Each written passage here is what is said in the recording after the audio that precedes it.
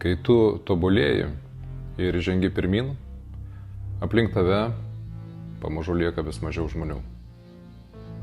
Ne todėl, kad tu darai kažką ne taip, o todėl, kad ne visi pasiruošia eiti kartu tavo augimo keliu.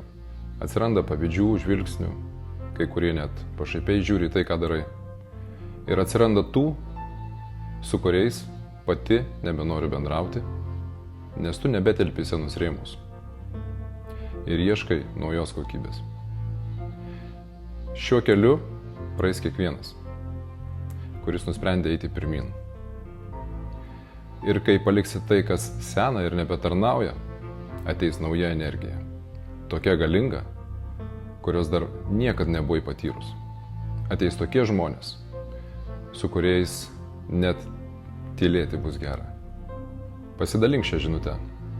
Galbūt ji taps mažyčių spindulėlių tiems, kurie šiandien abejoja savo keliu ir savimi. Siunčiu tau šviesos.